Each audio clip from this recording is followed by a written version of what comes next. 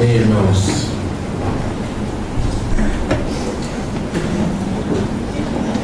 momentos em que o tempo não importa, simplesmente a gente permanece na presença de Deus, deixa que Ele ministre o nosso coração aquilo que Ele quer. Quando a gente canta, Ele é o alfa e o ômega, Ele é o princípio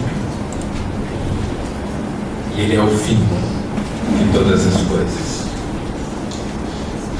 Ele deu o princípio a todas as coisas e Ele também dará o fim a todas as coisas.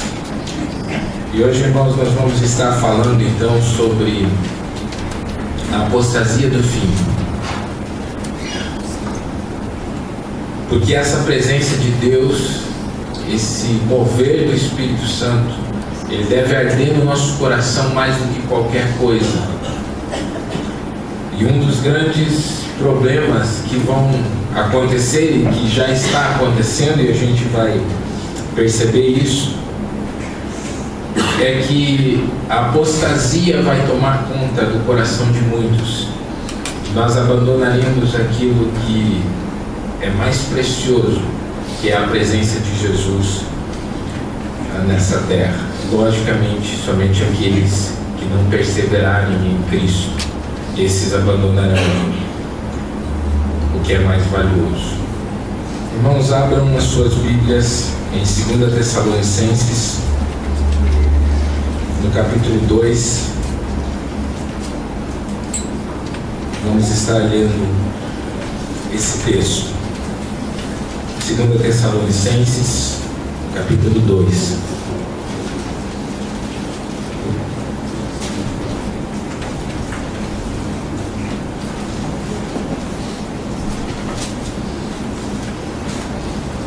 Amém, irmãos?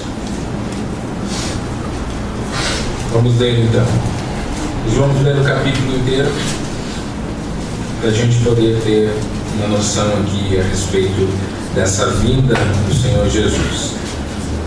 Diz assim: irmãos, no que diz respeito à vinda do nosso Senhor Jesus, do nosso Senhor Jesus Cristo e a nossa reunião com Ele, nós vos exortamos a que não vos demovais da vossa mente com facilidade, nem vos perturbeis, quer por espírito, quer por palavra, quer por epístola, como se procedesse de nós, supondo tenha chegado o dia do Senhor.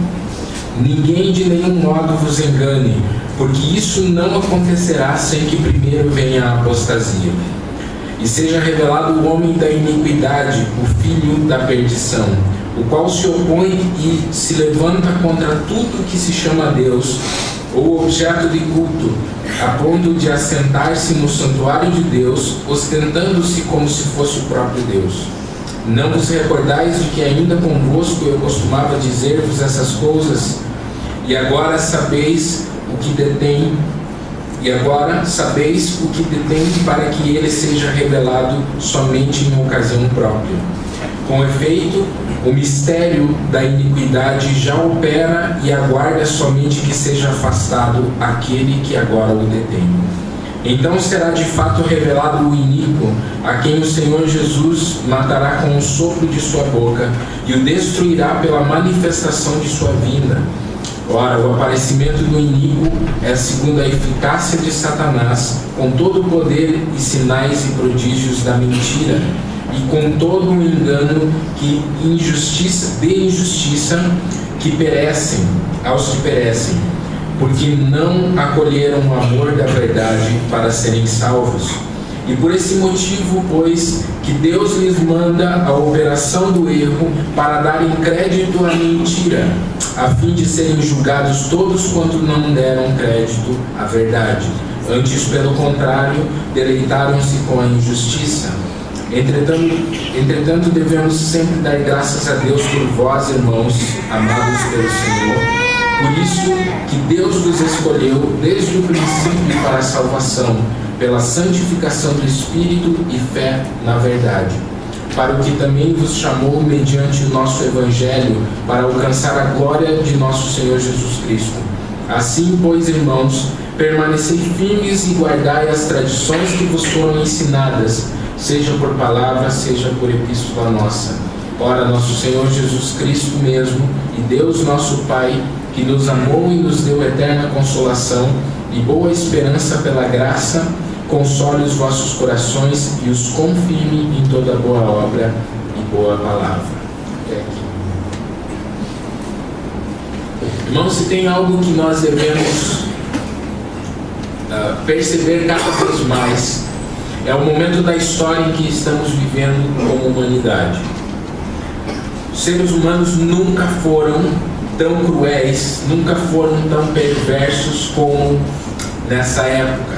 A gente lê as histórias, mas nós vemos algo muito profundo.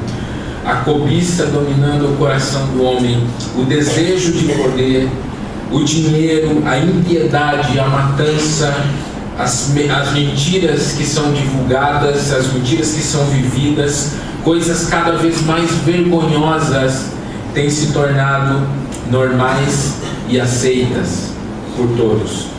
A depravação sexual, a manipulação, a pornografia, o adultério e tudo mais de sujeira e que aquilo que a Bíblia condena tem fazido parte da humanidade e que era sinônimo de perversão, de coisa ruim, tem sido encarado como coisas boas e coisas aceitáveis. E nós sabemos que isso é uma verdade dita pela palavra de Deus, que isso iria acontecer, que o amor de muitos esfriaria no final dos tempos. Porém, muitos cristãos não estão atentos a uma palavrinha que é algo essencial para a gente meditar hoje aqui, dentro desse texto, e que é muito vista no contexto das igrejas, que é a apostasia. A apostasia. Apostasia vem do grego, do mesmo jeito, apostasia no grego, e ela significa separação, deserção, e ela tem a mesma raiz da palavra divórcio, apostasion, no grego. E essa palavra, ela traz uma ideia de abandono consciente da fé, um abandono porque você quer abandonar a fé em Jesus Cristo. Pessoas têm abandonado os princípios de Deus, os princípios do reino dele, mais do que nunca nesses últimos anos. E aqui nesse texto nós precisamos entender o conselho da palavra de Deus. No versículo 2 ele vai dizer o seguinte: ele diz, a nossa reunião com ele, nós vos exortamos a que não vos demovais da vossa mente com facilidade, nem vos perturbeis, quer por espírito, quer por palavra, quer por epístola, como se procedesse de nós, supondo que tenha chegado o dia do Senhor. O texto está dizendo o seguinte: não se movam da mentalidade de vocês com facilidade, da mentalidade cristã que nós passamos para vocês. Não se movam disso, nem por uma carta escrita por alguém famoso, nem por algum sentimento do teu espírito de que você deva ceder a uma nova ideia. É isso que o texto está nos dizendo. Sabe, irmãos, nós nunca vimos uma época onde é tão fácil as pessoas mudarem de ideia, as pessoas serem transformadas do dia para a noite em as suas convicções, que antes eram de uma maneira, e surge uma palavra, um conceito, uma ideia nova, e no outro dia ela assume isso como a sua verdade. A ciência tem trazido novidades e a gente vai atrás.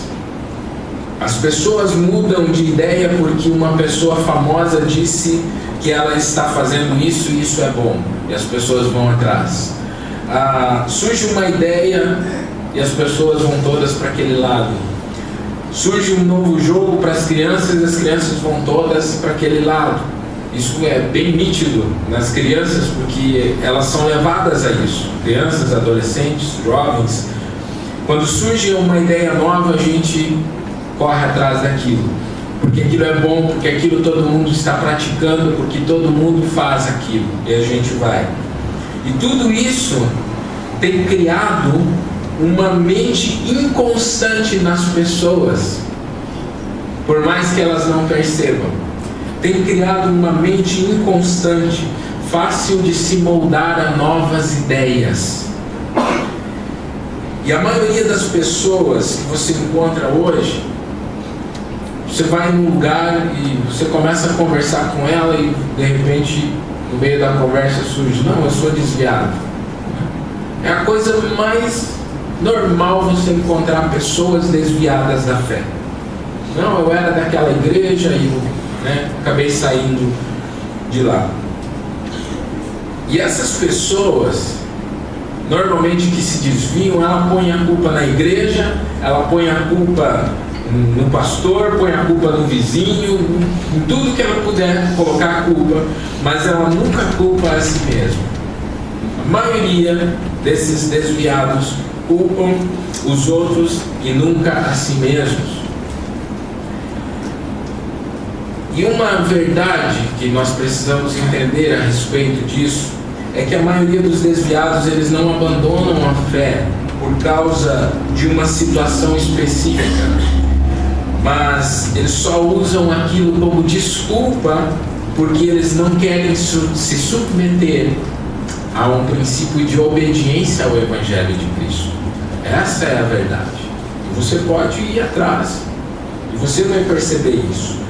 E eu não digo que as igrejas muitas vezes elas não fazem coisas erradas, acabam acontecendo, mas o motivo principal não vem de fora, mas vem de dentro do coração dessas pessoas que abandonam a Cristo, que elas realmente não quiseram ceder e obedecer aos princípios do Evangelho.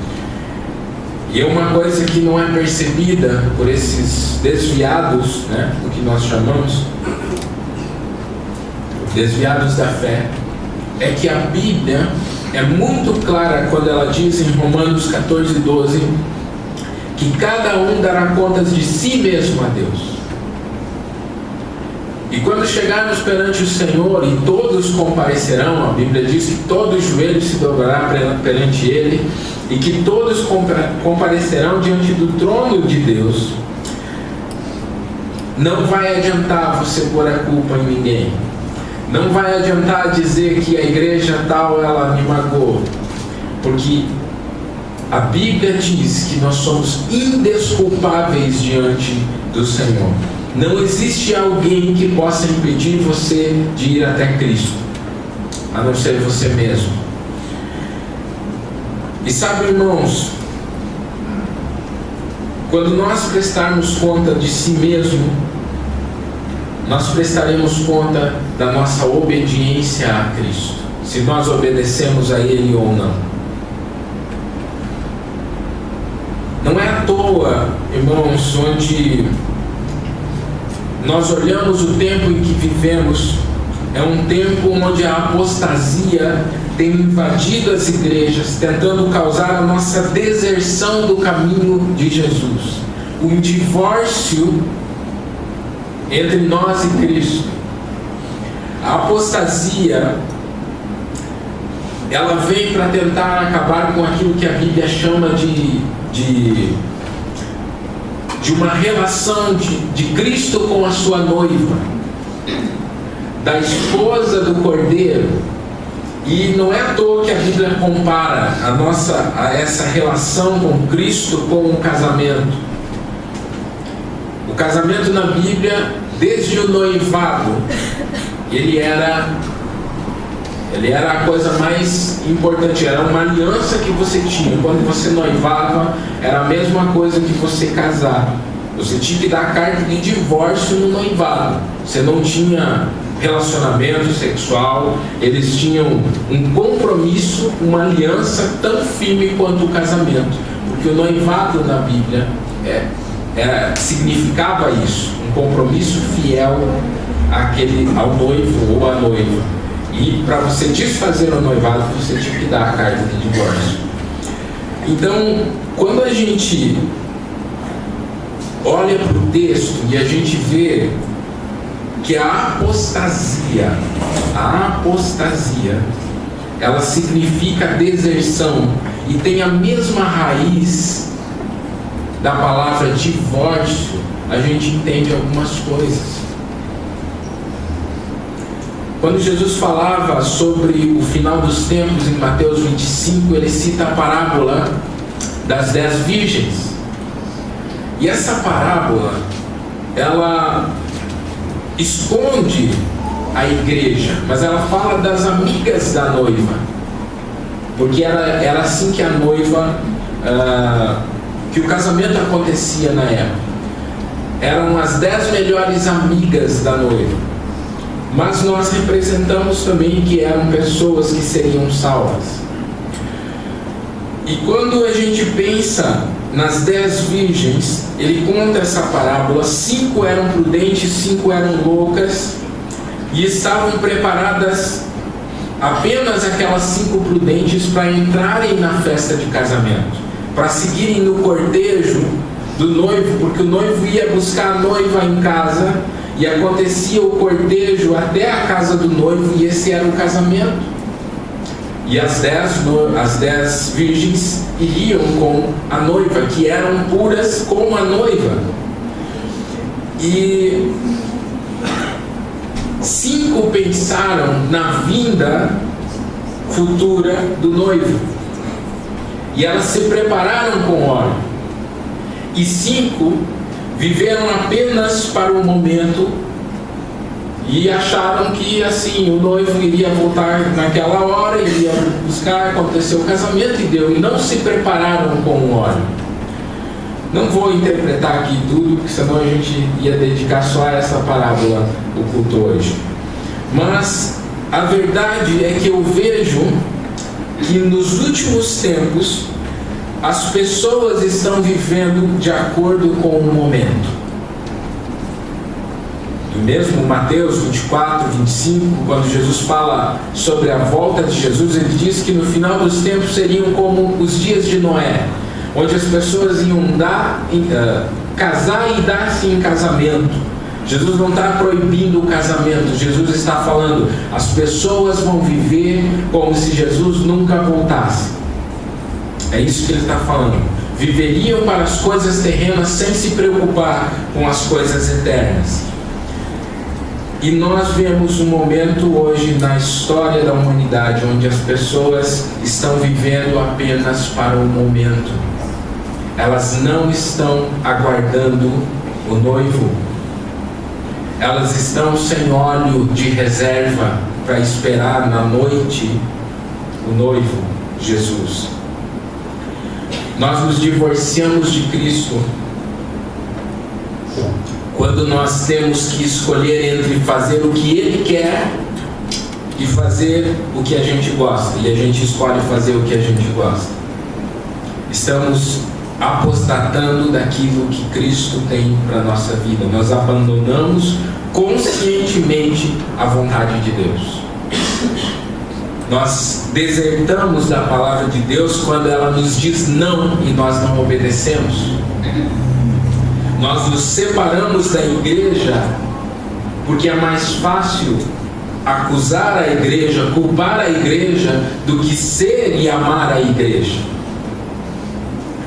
É mais fácil sentar num banco e mandar nas pessoas e observar as outras pessoas fazendo, do que ser igreja e servir segundo os propósitos de Deus. E eu creio, irmãos, que a apostasia é o maior sinal dos últimos tempos de que Cristo está muito próximo. Eu creio. Não é terremoto, não é essas coisas, para mim não é o maior sinal, mas é a apostasia, é o amor se esfriando dentro das igrejas, dos cristãos, daqueles que um dia queimaram por Jesus e de repente aquilo começou a apagar, e eles estão abandonando conscientemente a fé, conscientemente a Jesus. E seguido a essa apostasia, a Bíblia vai nos falar algo que logo logo nós veremos a manifestação do iníquo, do anticristo nessa terra. E ele vai se levantar para conduzir todos os divorciados de Cristo à aceitação da marca da besta. É isso que eu creio. Porque nós vemos a mentalidade do homem cedendo a coisas novas. Irmãos, às vezes a gente tem uma ideia. Existem duas linhas de pensamento, ou mais de duas linhas, mas vamos resumir, talvez você deve ter pensado sobre isso. Uma linha que pensa que Jesus voltará e começará a grande tribulação, e a outra linha que diz que a igreja permanecerá na grande tribulação e ele vai voltar no final de todas as coisas. Alguns preferem, e eu preferiria também, acreditar no pré-tribulacionismo, né? De que Jesus vai voltar e as coisas, nós vamos para o céu e a tribulação fica quem quiser, né? Só quem não serviu Jesus. Mas a Bíblia ela dá uma outra ideia, né? Eu, pelo menos nos meus estudos, na minha concepção, acredito que a igreja vai passar sim pela grande tribulação e nós estaremos aqui e o anticristo vai se manifestar e nós teremos que permanecer firmes até o final, né? Então, não existem 3 voltas de Jesus, existem 2 voltas, né? E a Bíblia ela deixa isso transparecer. Porém, irmãos, nós precisamos entender que essa mentalidade, esse divórcio, né, daqueles que serviam a Cristo e abandonaram a fé conscientemente, eu quero construir algo racional aqui com os irmãos. Eu não quero impor ideias, mas enquanto a gente vai estudando, a gente vai aprendendo muitas coisas. E a gente sempre está aprendendo coisas novas na palavra de Deus. Quando nós falamos da marca da besta, a gente já imagina a besta, um dragão de 7 cabeças, né, que a gente lê lá em Apocalipse, um negócio horroroso, cuspindo fogo, né, parece que é isso que vem na nossa mente. E as pessoas tatuando meia na testa, no braço, né, e tal, na mão. Mas, irmãos, a coisa é mais sutil. Eu acredito que a coisa é mais sutil, né? Ontem eu conversava com o Gessé e falava sobre isso também. Nos versos 10 e 12 desse texto, a gente vai ver que há uma preparação para essa tal de marca da besta, né? Ninguém sabe o que é direito, mas eu tenho uma linha e eu vou explicar para os irmãos. Nos versos 10 a 12, ele vai dizer assim: e com todo engano de injustiça aos que perecem, porque não acolheram o amor da verdade para serem salvos. E por esse motivo, pois, que Deus lhes manda a operação do erro para darem crédito à mentira, a fim de serem julgados todos quando não deram crédito à verdade. Antes, pelo contrário, deleitaram-se com a injustiça. Nesses versos, a gente vai entender, ele vai explicar que as pessoas, elas não acolheram a verdade para serem salvas. Quem é o caminho, a verdade e a vida? Jesus. Essas pessoas não vão acolher a Cristo como verdade para a salvação. Eles não vão ser salvos porque não vão acolher a Cristo. E também esse texto vai nos dizer que elas rejeitaram a Cristo. Essas pessoas que rejeitaram a Cristo, elas darão crédito à mentira. Mas por que elas vão dar créditos para a mentira? Porque Satanás fará sinais através daqueles que virão, os servos dele, o anticristo, a besta, né, falso profeta, Satanás fará sinais e prodígios mentirosos e que vão parecer verdade para essas pessoas, porque elas não acolheram a verdade e vão dar crédito à mentira. E essas pessoas se deleitarão, o texto vai falar, com a injustiça. O que hoje é injustiça para nós, para eles vai ser algo justo. Inclusive, a morte de cristãos, porque esses pervertem o mundo, já não dizia lá em Atos, esses que estão bagunçando o mundo todo chegaram aqui na nossa cidade, chegaram também aqui, e eles queriam eliminar os apóstolos. Então, irmãos, agora vocês pensem comigo, se vai ser difícil pôr a marca da besta em alguém. Eu já falei que a marca da besta, outras vezes eu falei aqui, na minha concepção ela não é um chip, nem uma tatuagem, mas ela é uma mentalidade contra todos os princípios de Deus. Essa é a marca da besta. Quando fala em testa e mão no Apocalipse, ele está falando de mentalidade e a mão direita fala de ação. Então serão pessoas com um tipo de mentalidade. Por exemplo, nós somos selados pelo Espírito Santo. Essa é a marca de todos os salvos. Então, como o diabo imita tudo, ele vai imitar também um tipo de mentalidade. E essa mentalidade são as pessoas que vão dar crédito à mentira e vão seguir a Satanás. Mas enfim, há muitas concepções sobre essa marca da besta. No meu parecer é esse. Hoje em dia é tão fácil um homem mudar de ideia, de uma ideia para outra, de uma religião para outra, de um pensamento para o outro, que dá para perceber que o anticristo ele não vai ter dificuldade nenhuma para convencer as pessoas de que ele realmente é bom e de que realmente ele é Deus. E essa vai ser a marca que vai definir quem estará com Deus e quem estará com o mundo e condenado, né, ao inferno.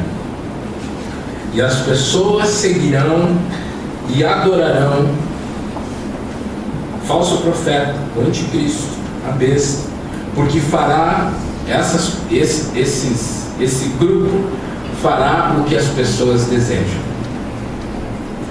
Eles farão o que as pessoas desejam e as pessoas vão segui-los. Por isso, irmãos, é crucial que nós entendamos que aqueles que apostataram da fé, ou aqueles que apostatam da fé em Jesus e passam a seguir os seus próprios caminhos, eles estão perdidos, assim como aqueles que nunca ouviram do Evangelho. Mas esses têm o conhecimento da verdade e eles serão cobrados por isso. Todos serão. Mas aqueles que conhecem e abandonam conscientemente o Evangelho de Jesus Cristo também terão que prestar contas ao Senhor.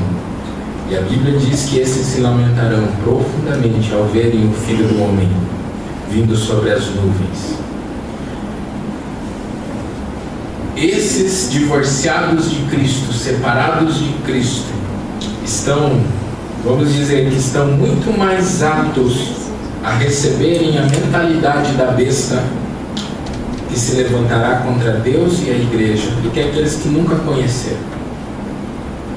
Porque o Evangelho vai ser pregado no final dos tempos e nós estaremos pregando esse Evangelho, os crentes, aqueles que creem em Jesus. Irmãos, quando você tenta justificar atos pecaminosos que antes você condenava, que antes você dizia é pecado e hoje você diz não é pecado, porque você gosta de fazer isso, é um grande sinal de apostasia batendo na sua porta. Cuidado, Porque um dia você reconhecia o pecado na sua vida e depois você passa a justificar. A apostasia está batendo na sua porta e dizendo: abandona a fé que um dia você conheceu. Mas hoje eu penso que não é bem assim, não é tão errado ir e trair a minha esposa, porque todo mundo faz, porque é normal no mundo hoje. Não adulterarás. É isso que a Bíblia diz, porque nenhum adúltero entrará no reino de Deus. Ponto. A Bíblia permanece a mesma ontem, hoje e sempre. Mas eu acho que não precisa disso, não precisa daquilo e etc. Se a Bíblia diz, é porque Deus quer que você faça. Não vos amoldeis ao padrão deste mundo. Não tenham a mentalidade desse mundo. É isso que diz Romanos 12. Você não pode ceder ao pensamento do mundo e abandonar a verdade de Deus, aquilo que você já aprendeu da palavra de Deus. Não justifique o pecado. Fuja disso, a Bíblia nos ensina.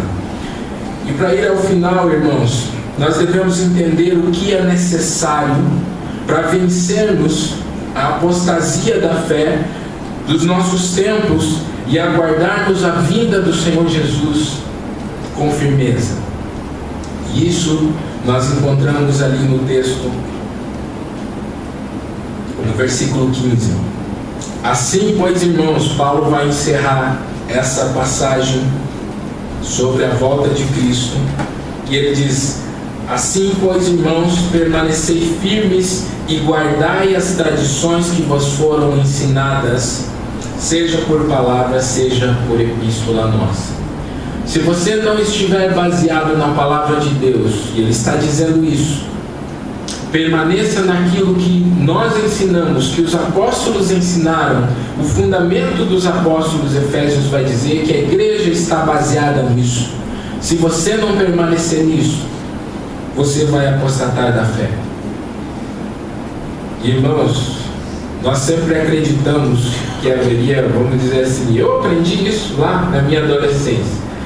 Mas se Jesus voltar, nós vamos ter uma segunda chance. Irmãos,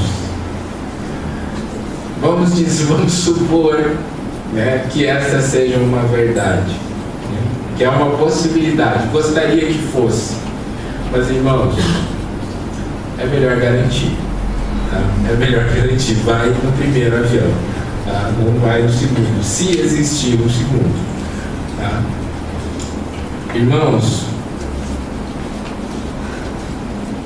ficar firmes guardando a palavra que nos foi ensinada. Não se mova do seu pensamento cristão. Não se mova da palavra de Jesus. É ela que permanece para sempre. Os tempos iriam mudar. Os céus e a terra fala de costumes, de mentalidade, fala de tempos que iriam passar, mas a palavra de Deus não passaria.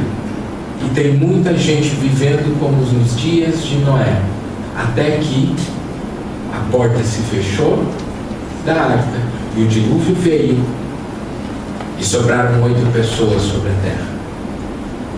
Irmãos, não dá tempo. Jesus está vindo sobre as nuvens. Já foi. A Bíblia diz que vai ser como um relâmpago, como um piscar de olhos. Não vai dar tempo, irmãos. E Jesus está voltando todos os dias quando pessoas morrem. Não há segunda chance. Cuida do teu coração. Retém a palavra da verdade. É isso que a Bíblia nos orienta. Eu quero ler o texto de Mateus 24 para nós encerrarmos. Mateus 24, versículo 40, diz assim: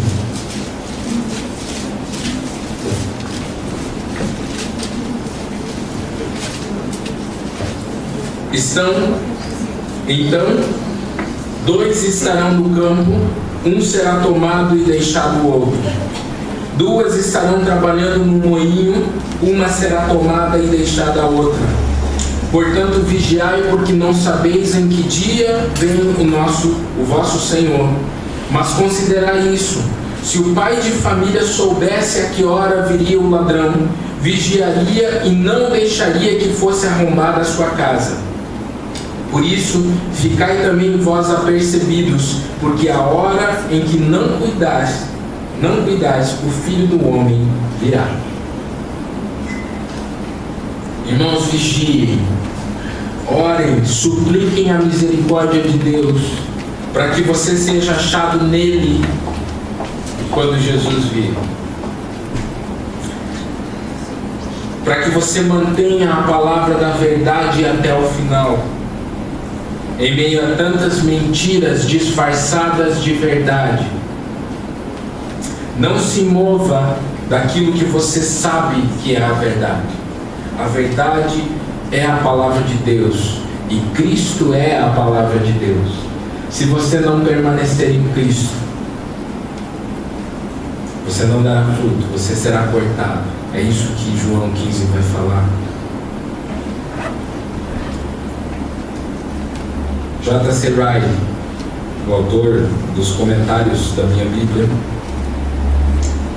por incrível que pareça, ele é um pré-tribulacionista, né? Ele acredita que Jesus vai voltar antes, mas eu uso essa Bíblia, amo ela, mas não creio em tudo. Então eu leio os comentários bem minuciosamente. Mas esse cara escreveu o seguinte um dia: na cruz um ladrão foi salvo, para que ninguém se desespere, mas apenas um, para que ninguém se iluda. Irmãos, é sério. Guarda o que tens até que eu venha. Jesus falou para uma igreja no Apocalipse: guarda o que tens até que eu venha. Amém, irmãos? Que possamos permanecer. É uma palavra desafiadora, que nos causa um certo tremor por dentro, mas é para isso mesmo. É para que a gente atente que nós não vivemos para esse mundo, nós vivemos para a eternidade. E nós chegaremos no fim de todas as coisas, e está tudo preparado. Não demovais da vossa mentalidade cristã. É isso que Paulo está dizendo. Não saia disso, porque na faculdade vão tentar te dizer que não é, porque os seus amigos de trabalho vão querer dizer que não é, porque o mundo vai tentar se impor sobre a sua vida e dizer: Jesus, essa história de Jesus voltar, isso aí sempre existiu. Cuidem, porque o Filho do Homem virá num momento em que vocês não esperam. Foi isso que Jesus falou. Quando todo mundo estiver dizendo paz, virá então a destruição. A verdade da palavra de Deus, ela é fortíssima. Você crê, ok. Se você não crê, ok também, mas você não vai impedir de acontecer. Quando acontecer, será como o texto de Mateus: dois estarão no campo, um será levado, o outro não. Aí nós pensamos: quem você quer ser? Aquele que vai ser deixado, ou aquele que vai ir para a eternidade, para sempre com Jesus? Irmãos, se coloquem de pé. Que essa palavra esteja no teu coração, que você possa meditar de como está o teu coração, se você está guardando a palavra da verdade, porque é isso que conta, se você está obedecendo ou não ao Senhor. Você vai dar conta de si mesmo a Deus. Vamos orar? Quero agradecer antes a visita então da linda Inês e Guilherme, que eles vieram com a Sônia. Que Deus abençoe a vida de vocês, que a palavra de Deus possa inundar o coração de vocês a cada momento. Agradecemos realmente a Deus pela vida, né, que hoje a gente pode celebrar junto, né? Que bênção é nós podermos celebrar a vida. E também a Sâmia, que veio com o Cassiano. Deus abençoe a tua vida. E que nós possamos, como igreja, sempre lembrar que Jesus, Ele tem perdão e graça todos os dias. Como a Fernanda falou aqui no início, Ele nos ama, Ele nos permite chegar perto dEle. Mas, irmãos, chegará um dia que cessará o perdão, que cessará a graça, e aí não tem mais volta. Vamos orar? Pai, em nome de Jesus, nós queremos entregar a Ti as nossas vidas e dizer: Senhor, nós confiamos que o Senhor fará tudo para que nós permaneçamos firmes na Tua palavra, Pai. Guarda o nosso coração, ajude-nos a guardar o nosso coração para que a apostasia jamais chegue perto de nós, Pai. Como igreja, eu te peço em nome de Jesus que guarde os meus irmãos, que guarde a minha vida, que, Senhor, cada um de nós possa depender totalmente do Senhor, para que possamos permanecer nessa graça, Pai, de que um dia o Senhor virá nos buscar e assim sim seremos livres de todo o pecado e de toda a cadeia, Pai. E pedimos em nome de Jesus que aqueles que ainda não se decidiram pelo Senhor, que através dessa palavra o Senhor esteja com Teu Santo Espírito ministrando e falando, Senhor, aos corações profundamente, para que eles estejam alertas, Senhor, e voltem-se para o Senhor, entreguem suas vidas a Jesus e assim possam obter a salvação que é de graça, porque Cristo conquistou naquela cruz. Senhor, nos ajude, Senhor, a permanecer nesse Teu amor, Pai, pois assim nós estaremos para sempre com o Senhor um dia, quando o Senhor voltar.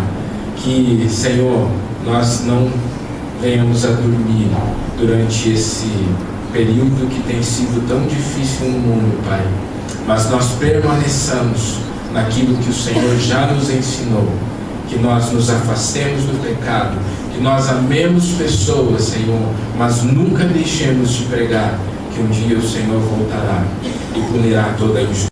Em nome de Jesus nós oramos, agradecendo pelo Teu amor, Pai, agradecendo pela graça de Jesus Cristo e também pela consolação do Teu Santo Espírito que nos guia dia após dia. Assim oramos em nome de Jesus Cristo. Amém, Senhor. Amém, igreja. Abraça o seu irmão e vão na paz do Senhor Jesus Cristo. Amém.